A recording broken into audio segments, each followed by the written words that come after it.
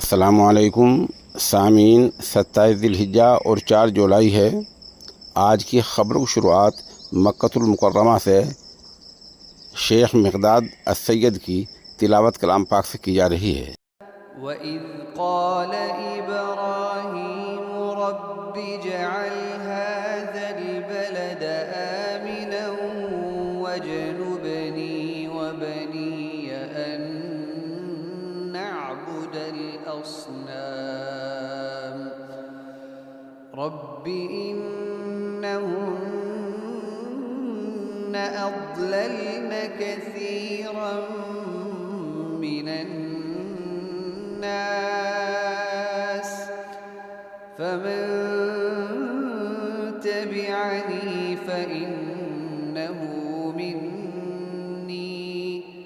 ومن عصاني فإنك غفور رحيم ربنا إني أسكنت من ذريتي بواد غير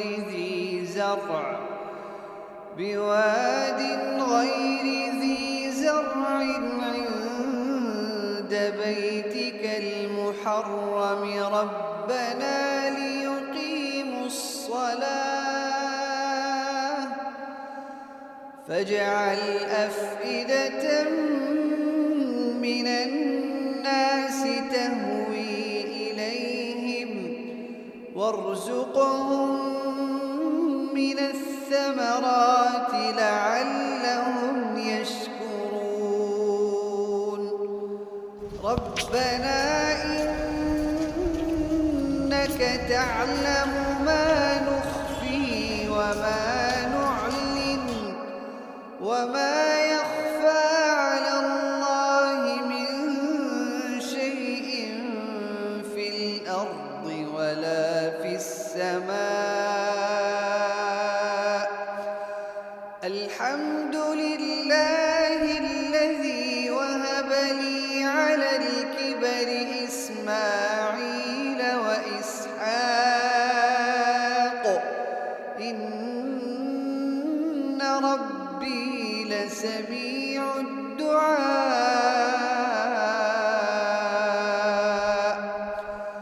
رب اجعلني مقيم الصلاة ومن ذريتي ربنا وتقبل دعاء ربنا اغفر لي ولوالدي وللمؤمنين يوم يقوم الحساب ولا تحسبن الله غافلا عما يعمل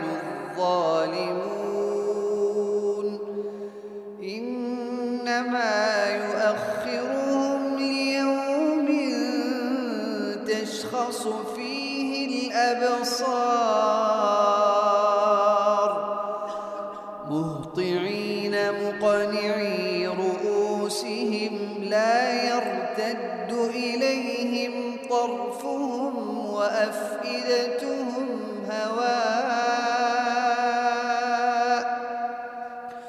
وأنذر الناس يوم يأتيهم العذاب فيقول الذين ظلموا ربنا أخرنا إلى أجل قريب نجب دعوتك ونتبع الرسل أولم تكونوا أقسمتم من قبل ما لكم من زوال وسكنتم في مساكن الذين ظلموا أنفسهم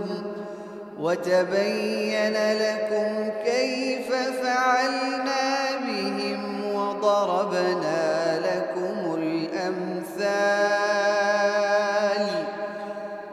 وقد مكروا مكرهم وعند الله مكرهم وإن كان مكرهم لتزول منه الجبال فلا تحسبن الله مخلف وعده رسله إن الله عزيز ذو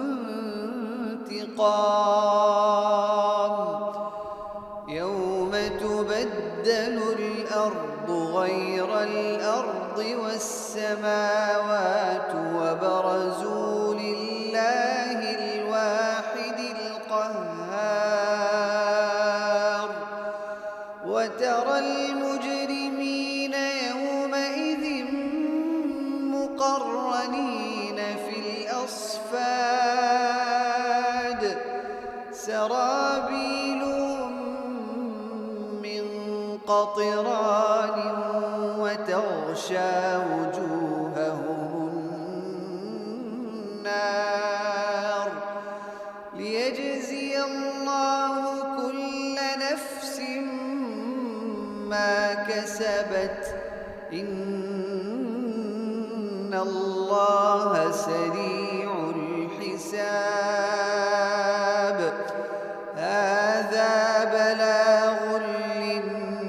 للناس ولينذروا به وليعلموا أنما هو إله واحد